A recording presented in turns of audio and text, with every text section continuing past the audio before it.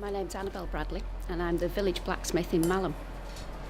I started in the smithy in Malham because we lived here and we'd seen this building all along and always thought it would be a fantastic place to work from.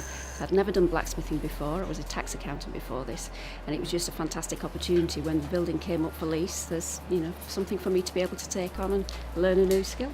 So to begin with, for the first 6 months, I was still working part-time as a tax accountant and part-time in the smithy. So it was that kind of transitional period where I had the chance at that point to be able to step away from the smithy. After 6 months, I didn't have to continue with the lease. But it was a craft that once you start working on this, it's something that's very hard to get out of your system. It's a very addictive type of thing to do. I suppose with all crafts, they're very immersive, they take you away from everyday life type thing. But with blacksmithing, I suppose people see people swinging a big hammer and think it's venting out all your frustration, but it's not like that. It's more a state of mind and being very much in the present. You're focusing on the fire, the anvil, and working the hot steel, and everything else goes out of the window. You've got nothing else to concentrate on but that hot steel and forging away. So it is very therapeutic, I suppose. You're in that current state of mind.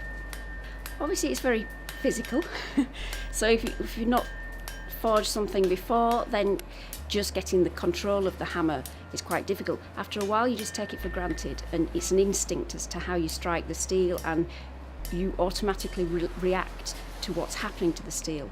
When you first begin, you don't have that same instinct, so it's more a physical strain on you rather than it just automatically taking over and being able to forge and adapt to it.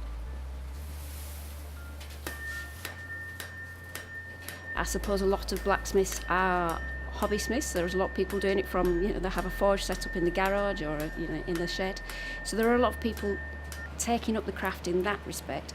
Yes, we have less industrial blacksmithing and it has taken on a different nature, but there are a lot more people open to the concept of blacksmithing and what actually goes into forging a piece of steel.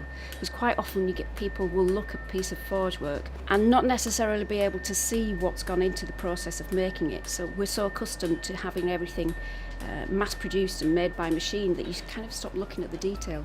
So a lot of blacksmithing is looking at that smaller detail, getting people to focus on different elements of it. So such as in a round bar, putting a twist in there, or a bookend twist, a reverse twist. So it actually makes people stop and think, how has that actually been made? Because it isn't feasible to just twist something on a machine in such a way. So with blacksmithing, it's very good in focusing on the detail and getting people to reassess how they see something as being made. A lot of the commissions that I do tend to be my designs that are adapted to how somebody else wants it to fit in their home environment. I do some elements of designs that are somebody's specific concept. However, it does change to my style as you begin to forge. I don't like to just specifically do a repetition of somebody else's design. It has to have a lot of the personality of the person that's forging in it, as opposed to just copying somebody else's design.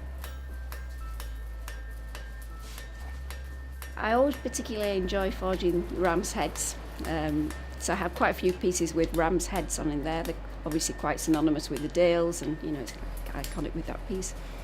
So they're always quite enjoyable and getting different character within those. To actually start a day with just a blank piece of steel, to work hard all day forging heavy on it, and to actually have something tangible at the end of the day, as opposed to sat at a desk typing on a keyboard and the numbers just disappear off into the ether at the end of the day. Instead, having that tangible piece and then the satisfaction of somebody else buying it at the end and liking the work. It's a very enjoyable way to work. There is a revival on blacksmithing, a revival on all crafts in the UK. There's certainly more blacksmiths now than what there were 30, 40 years ago. Lots of people interested, certainly on blacksmithing, to come in and have a go. So people can come here and have a go for one day at blacksmithing and just understand what actually goes into it. And I suppose a lot of people are doing that as a bit of escapism somewhere. However, once they come in and start forging, it's quite an addictive type of thing to do.